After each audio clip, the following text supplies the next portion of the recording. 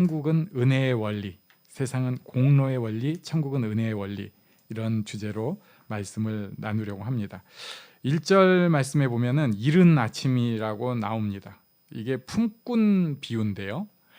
품꾼들을 이른 아침에, 이게 인력시장 경험해 보신 분도 있겠지만, 이른 아침에 가면은 거기 셋 보내주세요. 어디 할 수 있는 사람 몇 해가지고 착착착착 새벽에 잡아갑니다. 우리나라는 훨씬 더 일찍 열리는데, 아무튼 천국은 품꾼을 얻어 포도원에 들여보내려고 이른 아침에 나간 집주인과 같다. 그러니까 이제 비유로 말씀을 하신 거예요. 이 집주인이 이른 아침에 나갔는데, 이 이른 아침은 보통 6시다. 그 다음에 이제 뒤에 가면은 3절에 3시라는 게 나오는데, 그거는 오전 9시다. 또 5절에 보면은 6시, 9시 나오는데, 이게 12시, 오후 3시, 또 마지막에 보면은 11시, 이건 오후 5시. 이렇게 학자들이 일반적으로 얘기를 합니다만, 우리가 상식적으로 생각을 해볼 때 시계가 없잖아요. 그래서 이거는 조금 너무 요즘식으로 생각을 한 거고요. 대충 11시 하면은 하루 다 끝났다, 이렇게 생각을 하고, 9시 예수님 이제 십자가 사건이 있는 때도 9시 논란이 막 있고 하거든요. 6시, 9시 이런 때는 정오와 그 정오를 지나서 오후 어느 때쯤, 이 정도를 생각을 하고, 3시는 이제 아침에 딱 해 떠올라갖고 뭔가 그런 느낌, 이 정도로 생각을 하는 게 맞지 않을까 싶습니다. 확실한 것은 집주인이 이른 아침부터 나가가지고 계속 가서 사람들 모으러 간 거예요. 그런데 4절에 보니까 이렇게 말씀하고 있어요. 그들에게 이르되 너희도 포도원에 들어가라. 내가 너희에게 상당하게 주리라. 이게 상당하게라고 번역을 하셨는데, 이 번역이 맞죠? 그런데 이걸 좀 달리 보면 공정하게 또는 정당하게, 이렇게도 할 수 있습니다. 너희에게 공정하게 정당하게 주겠다. 여기서 우리가 오늘 말씀을 보면서 공평과 평등에 대해서 한번 잠깐 생각을 해보게 됩니다. 공평과 평등. 사회가 발전할수록 사실 되도록이면 공평한 사회가 돼야 되는 게 확실합니다. 저는 크리스찬들이 그 일들에 힘쓰는 것도 맞다고 확신합니다. 또 정말 약하고 소외된 사람들을 위해서 어떤 목사님들은 이름만 목사지 교회랑은 사실 관계없이 그런 일을 하시는 분도 제 친구 중에 있어요. 그런데 그럴 수 있다, 또 그래야 한다, 이렇게 생각을 하는데, 그분들도 다 알아요. 한계가 있어요. 우리가 지향점이라는 게 있는데, 공평이라는 것은 완벽할 수는 없습니다. 공평에 대해서 가장 완벽하게 하고 싶었던 저희 선배가 한 분 있는데, 이분 잘하는 게 그 행정적으로 해갖고 이거 잘 나누고 이런 거 있잖아요. 이런 거를 기깔나게 하는 분이에요. 근데 그분도 솔직하게 자기 고백을 해요. 나는 동사무소에서 이런 거 했어야지 이게 맞지, 교회는 이게 안 맞는 것 같아.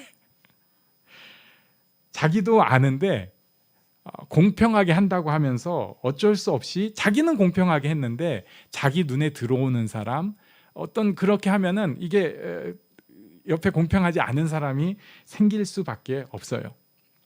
또 사람들은 이렇게 생각하는 경향이 있습니다. 우리는, 좀 죄송한 말씀이지만 우리 교회에 계신 분들은 다 그래도 스텝을 잘 밟고 계시는 분들이에요. 그러니까 사회적으로 보면 좀 괜찮게, 그냥 쉬운 말로 잘 나가시는 분들입니다. 대부분, 전부 그런 것 같아요.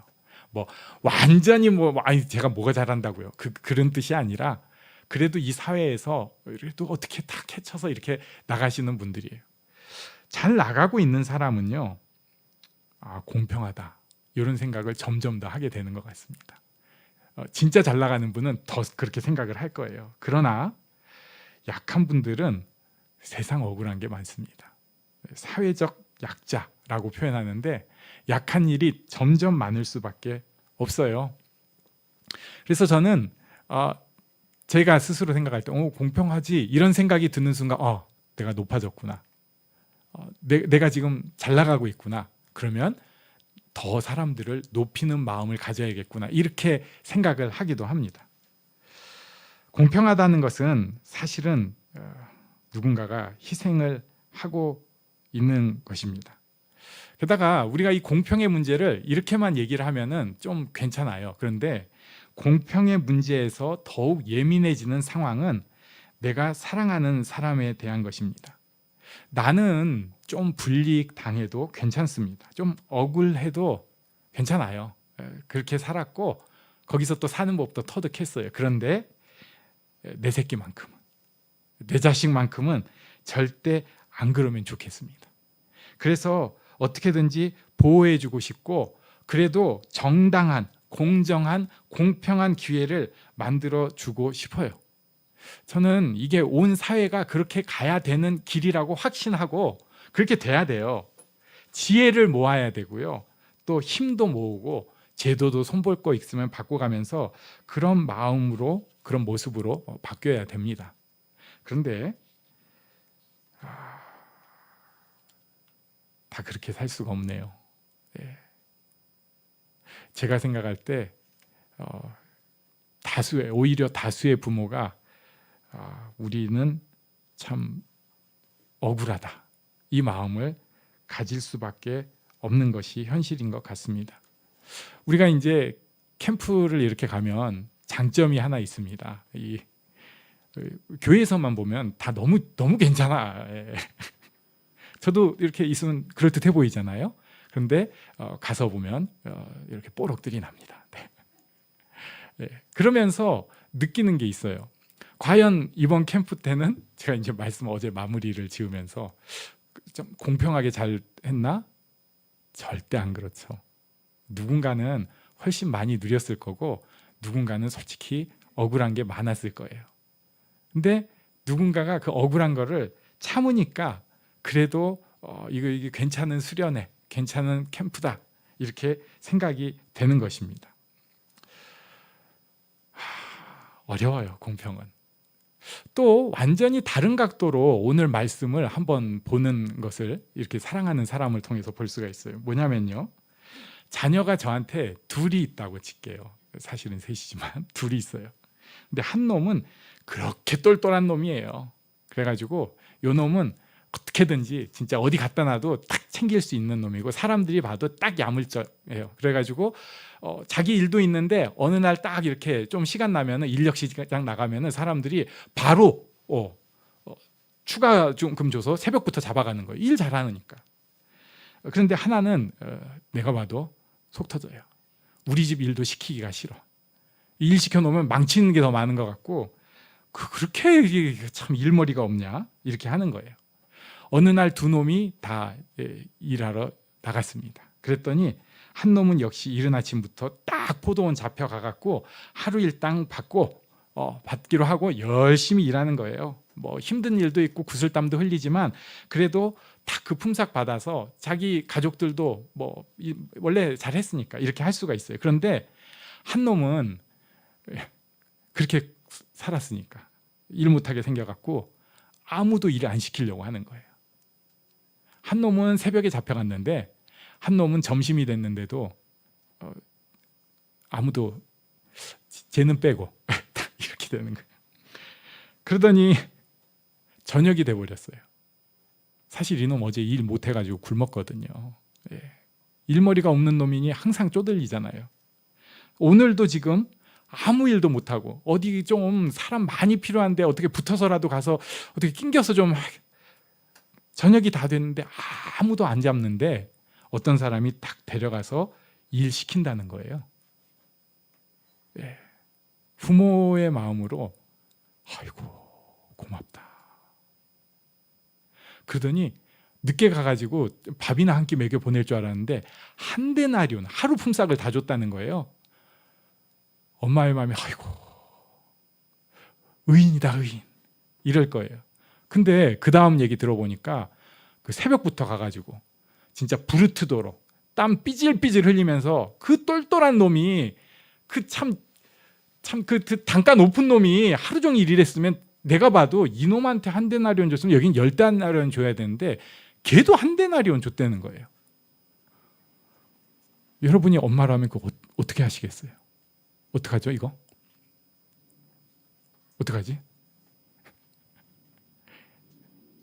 그냥 제 솔직한 욕심은 말씀 준비하면서 이런 생각이 들더라고요. 그래, 끝놈한테 한 데나리온 주셨으니까 그냥 자선사업 하세요. 첫째 놈도 한 3-4데나리온은 주세요. 이렇게 하고 싶은데, 근데 세상이 그런 것이 아니잖아요. 어떡하죠? 여기서 우리가 세상의 법칙과는 다른 어떤 질서를 한 번 더 생각을 해보게 됩니다. 사랑이 바탕이 되는 질서는 조금 다른 질서가 있어야 되는 걸 우리가 알아요. 그런데 너무 이렇게 모여가지고 경쟁하고 그러면서 서로 어떤 가치를 추구하면서, 이게 잘못된 것은 아니지만 그렇게 살다 보니까 거기에 심지어 교회까지도 매몰돼 버리는 경향이 생기는 거예요. 13절 말씀해 보니까 하나님께서 약속하신 것은 모두에게 한 데나리온이었습니다. 그래서 이것을 이제 제가 좋아하는 스타일은 아닌데 풍유적으로 해석하시는 분들은 이게 바로 구원이다, 구원 딱 하나다, 이렇게 보시는 분도 있지만, 아무튼 다른 것 말고 딱 요거를 약속해 주셨다는 거예요. 이 비유를 말씀하신 그럼 대상들은 누굴까?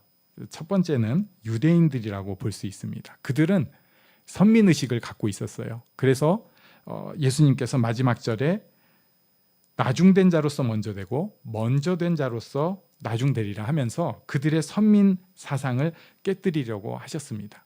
이놈의 선민 사상은 2000년이 지난 지금까지도 그 지구 한 구퉁이를 화약고로 만들고 있습니다. 그리고 또 듣고 있는 사람들은 제자들입니다. 이 제자들은 너무 인간적이에요. 우리랑 좀 비슷해요. 그래가지고 예수님 좌우편에 있고 싶어 하는 사람들입니다. 결국 예수님께서 이 비유를 말씀하고 계시는 대상들은 먼저 간 사람들이에요. 먼저 수고한 사람들이에요. 먼저 하나님에 대해서, 예수님에 대해서 알아본 사람들입니다. 그리고 우리가 세상의 가치로 보면 마땅히 그들은 더 나은 대우와 더 많은 것을 누려야 합니다. 그런데 천국은 조금 다릅니다. 천국은 먼저 간 사람이 먼저 수고하고 애쓰는 곳입니다. 천국은 먼저 간 사람이 더 희생하는 곳입니다. 천국은 개척하고 힘쓴 사람들이 그걸로 보상받는 게 아니라 그 자체가 복이라고 누릴 수 있어야 되는 곳이라는 겁니다. 조금 달라요. 공평하신 하나님, 공평하신 하나님이 나남이 가진 건 나 없지만, 요 곡이 있잖아요. 송명희 씨 옆에 있는 교회 다니시는 분인데, 근데 생각해 보면 그분 재능이 있잖아요. 저 그렇게 작사 못해요. 그분 또 그 곡이 이렇게 어떻게 시대를 잘 만나고 이렇게 뭐가 맞아가지고 굉장히 유명해지셨잖아요. 근데 제 주변에 장애가지고 재능도 없고 굉장히 더 힘들게 사시는 분도 많잖아요. 그럼 뭐예요? 그게 공평이에요? 그런데 제가 이 찬양 제목 보고 시험이 안 들었습니다. 제목이 나예요, 나. 나는 공평하다고 믿습니다. 사실 객관적으로 옆에서 보기 시작하면 공평하지 않아요. 공평하지 않아요. 절대 그럴 수 없어요. 그런데 하나님 앞에 선 나는 하나님이 공평하게 사랑해 주셨어. 나를 사랑해 주셨어. 이런 고백을 할 수 있는 것입니다. 근데 어떤 사람들은 또 이렇게 보면은 이런 생각도 해요. 아니, 그러면은 뭐야? 먼저 간 사람들이 더 희생하고 더 섬겨야 되고 더 수고하고 애써야 된다고?